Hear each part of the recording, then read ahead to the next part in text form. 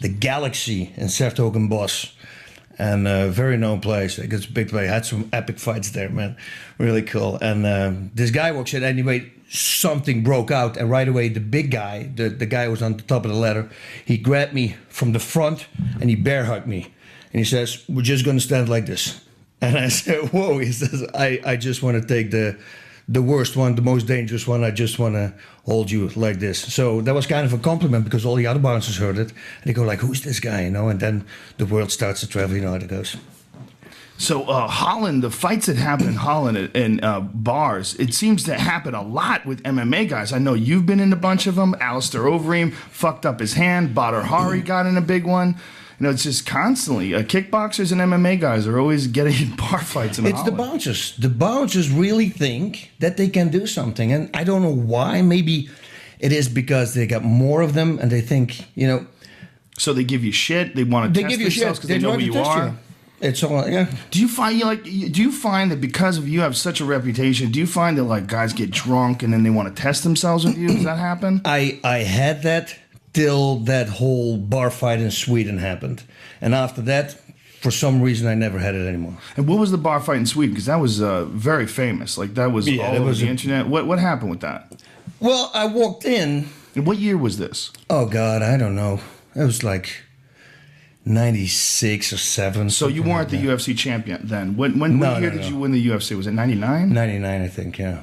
So, but they people knew about you from kickboxing and from MMA. You were already famous in the MMA world and the Oh yeah. I was there for a seminar. People knew me, and the bouncers right away when I came in, they say, "Hey, Rutten, stay calm tonight." And there was a little alarm bell going off in my mind.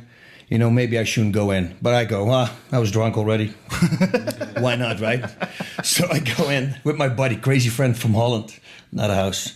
And sure enough, they started, they suddenly asked me, because I'm jumping around and having fun, hey, what's up, everybody? I tried to make friends with everybody, tried to speak Swedish, and they said, "Can you come with us?" So we go to these two doors, and there's a big fire stairs, like a marble stairs, giant. And he says, "Well, we want you to leave." I said, "Why?" I said, "Well, you're too much energy. You're flopping around. It's not good. You're bothering the customers." I said, "Sure, okay. But can you tell my friend, my buddy's over here. He's also from Holland. Can you tell him that I'm gone? Because otherwise, he can't find me." So they didn't expect that. They thought I was going to do something, of course. So he pushes me. And I said, "Now, why would you push me?" I said, "I want to go. It's okay, I don't want any trouble." And he started putting his finger on my chest, which is something I really can't stand, right? So I said, "Okay, don't touch me, because if you do that again, it's going to go wrong." And sure enough, they were looking for a fight, of course. He did it again, so I pushed him, and another guy behind him jumped over him, and he stabbed the finger in my eye. I said, "Guys, come on, let's stop this right now. I don't want to boop my other eye." And there I went, boom, and that guy went down. He went down like one punch. I've never seen anything. I heard him over the music. I heard that. Yeah, that was the wildest thing ever. And then they had these little microphones, right? So I don't know, but fast. It was 4 or 5 guys. And they start fighting. And the guy that I knocked out constantly, because he would wake up, right? And everything went good. But then I started realizing, wait a minute. These guys are going to come back up all the time, This is going to come to an end. I got to get the hell out of here. So you're knocking them down. So you're hitting them. They're falling down. Everyone that's coming at you, you're knocking down. But you're realizing you got to get out of here. I had to get out of there.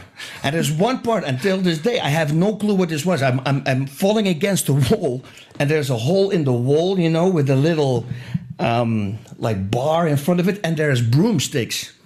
But no brooms on broomsticks. So I'm grabbing one, but right away when I grab one, I think to myself, I say, if I grab one, they're going to grab one. So I leave it. And I go, but they passed it, and they all took a freaking broomstick. Oh, no. And I go, So, man, you're fighting 5 guys wild. with broomsticks. It was wild. And then I had to get the hell out of there. So I went all the way down. And I remember till this day, it was a door that, one of these copper things that you have to push in, and then you open up. So I click and it's closed.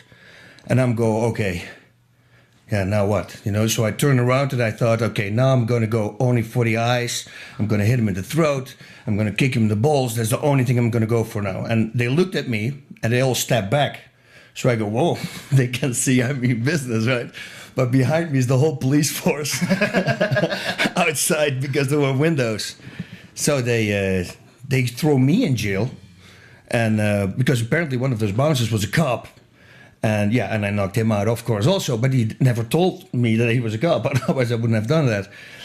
Anyway, we're there. And this is actually a funny story because before this all happened, I'm talking to my wife and I'm already tanked, right?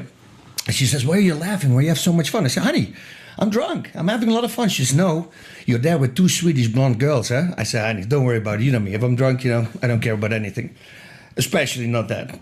I just want to have fun. So after 2 days, they allowed me to give my first phone call. And I'm calling my wife, and she's freaking out. I say, honey, you got to be, okay, relax. I say, I got some good and some bad news. What do you want to hear first? She says, the good news. I say, I didn't fuck two Swedish girls. She says the bad news that I'm in jail. You think this is fun? She's going to hate me for this story because every time she says, you should tell us. You know, it's not funny. I think that's a hell of a story. I love that. Right? You can't write like a it. movie. No, Yeah, true story. That's an outstanding story.